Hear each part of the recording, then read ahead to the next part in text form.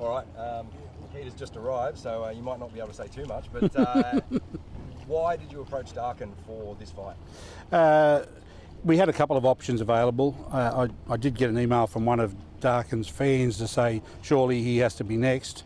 At that stage we didn't know it was going to be Newcastle, and I just said, look, by all means give us some information, we'll happily add him to the list. And so, yeah, we had a few names on the list, and of course when Newcastle come up as the venue, it makes sense commercially, and it's a very well-known boxing family, the Drydens in Newcastle, and it presents a unique challenge for Nikita, which from my perspective is what it's all about at this early stage of his career, is to get him into the ring with as many alternative and different styles as we can, so that he can build his craft on that. Is there a danger in picking Darkon? Oh, everyone's a danger. Any professional fighter that gets in the ring's in with a chance, and it really ultimately comes down to, you can pick and choose as much as you like, but you've got to go forward. Professional rookies, they have to move forward every time. I believe in my management that 12 fights gets them through their rookie period, and in that 12 fights they've got to experience adversity. They've got to experience southpaws, they've got to experience big punches, and they've got to experience skilled fighters, so that when they finally get to step up to the second level of boxing after the rookie's over, they're ready for it. Otherwise, they get to that stage and they get beaten badly. So Nikita's skill set will look after him, without a doubt. Darkon's a very tough fighter. We expect a really, really good, tough fight, and that's what we want out of it. We want both boys to put on a great show, and hopefully they both come out on the other side healthy and ready to go again. Could this be the first time a Tszyu doesn't enjoy the majority of support in the Newcastle Entertainment Centre? Oh, look, that's hard to say. The Tszyu name and the Tszyu support in Australia is massive, and just the amount of inquiries from yesterday from our fan base across social media for tickets is massive. So whilst I appreciate that the Dryden family's got a great name, we want their fans to come, because that's what it's all about. Boxing's tribal. It's going to be an amazing event. We've got the Irish, the English, the Polynesians, the Aussies, the First Nations. Everybody's going to be there, and they're all tribal, and that's a wonderful environment that boxing creates. What sort of fight are you anticipating? Are you expecting him to come at Nikita straight from the first? Oh, absolutely. Darkon's, look at his record, four KOs. He's a hitter, and we expect him to come looking for Nikita, and Nikita has to combat that with his own skill set, and we'll have a plan ready for Darkon, as we do for everybody.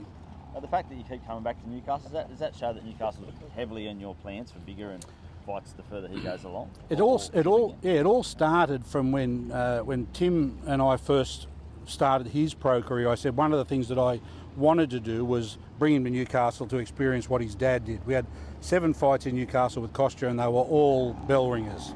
And it always resonated with me, being a Newcastle boy, that where I could bring an event like this home, we should. And it was a touch and go to see if they would accept Tim as they did Kostya, and it was hands out, keys to the city, second son, all over again. And now it's Nikita's turn, and it's happened again. So I'm very happy to be part of it a third time around, and Newcastle is a fighting town, always has been. Just look at the old pub records. There's not too many in the ring, but plenty of pubs. But it's wonderful to bring it back, and it'll be a full house, and 20 fights across a full day's entertainment for no limits is new, it's exciting, and we'll see where it lands. You said Nikita's still in his rookie stage. I mean, when will he be? 12 fights seems a long way away. It does. I mean, with Tim, we fought Tim 5 fights a year, sometimes in the second year 6. So we squeeze them in.